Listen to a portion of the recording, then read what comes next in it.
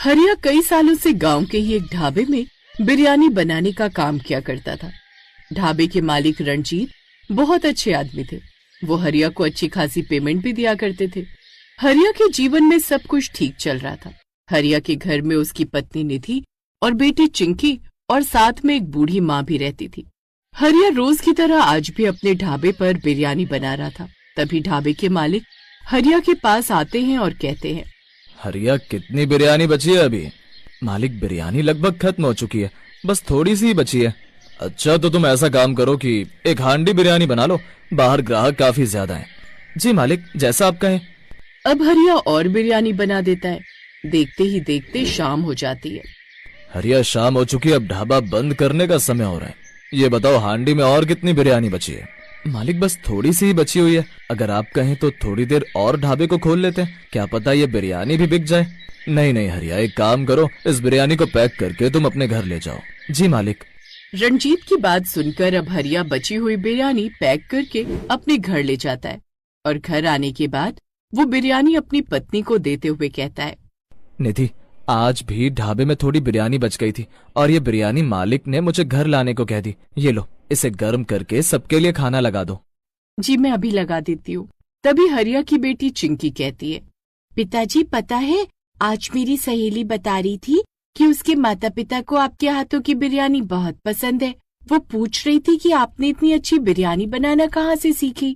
तेरे पिताजी ने बिरयानी बनाना तेरे दादाजी से सीखा है बेटा। तेरे दादाजी एक समय बहुत टेस्टी और लाजवाब बिरयानी बनाया करते थे। बाहर वालों के साथ साथ घर वालों को भी हरिया के हाथ की बिरयानी बहुत पसंद थी और ऐसे ही ढाबे पर काम करके हरिया का जीवन अच्छा खासा चल रहा था। एक दिन की बात है, हरिया ढाबे पर पहुंचा तो ढाबे पर ढाबे के मालिक नहीं आए थे और ये देख हरिया ढाबे पर ही काम कर रहे मुकेश से सवाल करता है, क्यों भाई मुकेश, आज अभी तक मालिक नहीं आए? उनकी तबीयत तो ठीक है ना? हरिया, मैंने सुना है कि मालिक की तबीयत कुछ ठीक नहीं और उनके बेटे रमेश मुंबई से आए हुए हैं, तो शायद आज से काम वही संभालेंगे। वे लोग ये बातें कर ही रहे थे कि तभी रणजीत का बेटा रमेश वहाँ आ जाता है और सभी लोगों को कहता है, आप लोगों को तो खबर मिली गई होगी कि पिताजी की तबीयत कुछ ठीक नहीं है, तो आज के बाद इस ढाबे को मैं ही संभालूंगा। जी मालिक। ठीक है, तो आप कहें तो हम अपना काम शुरू कर देते हैं। देखो हरिया, मैं अपने ढाबे पर कुछ अलग तरह की बिरयानी बनाना चाहता हूँ, इसीलिए मैंने मुंबई से कुछ रसोइयों को बुलवाया है, तो आज से तुम यहाँ पर काम नहीं कर सकते। रमेश के मुंह से ये बात सुनकर हरिया के पैरों तले जमीन खिसक जाती है। मालिक, ये आप कैसी बातें कर रहे हैं? अगर आज आप मुझे इस काम से निकाल देंगे तो मेरा घर कैसे चलेगा? और ढाबे से ही तो मैं अपना घर चला रहा था। मैं आपके आगे हाथ जोड़ता हूँ, मैं आपके पैर पकड़ता हूँ, कृपया करके मुझे इस ढाबे से मत निकालिए। मेरे घर का गुजारा इस ढाबे से होता है। माफ करना हरिया, लेकिन मैं तुम्हारे लिए अपनी जुबान खराब नहीं कर सकता, जो मैं मुंबई में उन रसोइयों को दे चुका हूँ। अब तुम जा सकते हो। हरिया के बहुत विनती करने पर भी रमेश उसकी बात नहीं सुनता और हरिया को अपने ढाबे से निकाल देता है। इधर हरिया अपने घर आता है और अपनी पत्नी और माँ को सारी बातें बताता है। ये सुनकर हरिया की पत्नी कहती है, रमेश बाबू ने आपको ढाबे से निकालकर अच्छा नहीं किया, लेकिन कोई बात नहीं, आप इतनी चिंता मत कीजिए। परिवर्तन तो प्रकृति का नियम है। भगवान ने जरूर आपके लिए कुछ और अच्छा सोच कर रखा होगा, तभी आज वो हमें ऐसे दिन दिखा रहा है। हाँ बेटा, बहू सही कहती है, तुझे मायूस होने की जरूरत नहीं है। तू इतनी अच्छी बिरयानी बनाता है तो अपना काम क्यों नहीं शुरू करता? हाँ पिताजी, दादी बिल्कुल ठीक कहती है। आप खुद के लिए बिरयानी बनाकर बेचिए। मुझे पूरा विश्वास है कि आपकी बिरयानी बहुत अच्छी बिकेगी। वैसे भी लोगों को आपके हाथों की बिरयानी बहुत पसंद है। अपने परिवार के हौसला देने पर हरिया खुद की बिरयानी बनाकर बेचने का फैसला करता है। अगले दिन हरिया किराए पर एक ठेला लेता है। गांव में ही एक बड़े से पेड़ के नीचे बिरयानी का ठेला लगा लेता है। हरिया भैया, तुम्हारे हाथ की बिरयानी सच में बहुत लाजवाब है। पता नहीं रमेश ने तुम्हें काम से क्यों निकाल दिया। भैया, हमारी जिंदगी में जो होता है अच्छे के लिए होता है। भगवान ने चाहा तो मेरा ये ठेला बहुत अच्छा चल जाएगा और मुझे किसी के ढाबे पर काम करने की जरूरत ही नहीं पड़ेगी। हरिया की बात सुनकर शिव मुस्कुराता है और बिरयानी खाकर वहाँ से चला जाता है। हरिया केवल एक ही तरह की बिरयानी बेच रहा था। हरिया के पास कुछ ग्राहक आए और उन्होंने हरिया की चिकन बिरयानी खाई, लेकिन कुछ ने अलग अलग तरह की बिरयानी मांगी और चले गए। समय यूं ही गुजरता है, लेकिन गुजरते समय के साथ शुरुआती दौर में हरिया की बिक्री तो अच्छी होती, लेकिन धीरे धीरे हरिया की कमाई मंदी हो जाती है।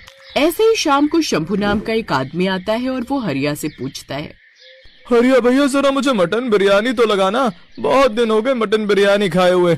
अब जब से रमेश भैया की दुकान पर आए हैं तब से तो उन्होंने बिरयानी के दाम 7वें आसमान पर पहुंचा दिए हैं। यहाँ तुम बिरयानी सस्ती दे रहे हो तो सोचा तुमसे बिरयानी ले लूं। भाई मेरे पास तो सिर्फ चिकन बिरयानी है।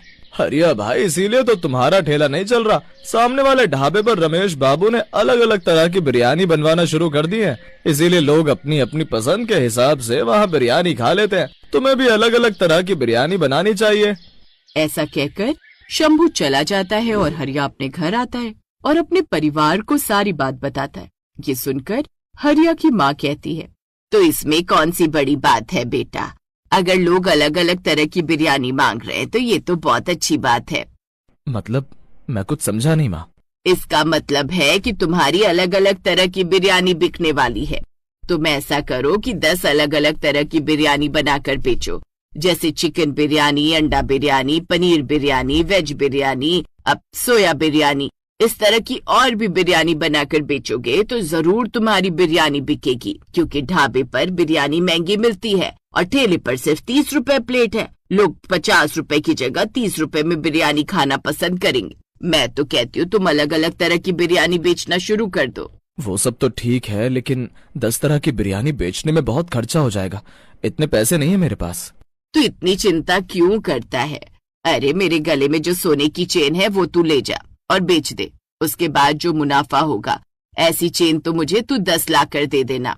और हाँ, मसाले में बदलाव करना मत भूलना, क्योंकि बिरयानी में मसाले से ही स्वाद आता है।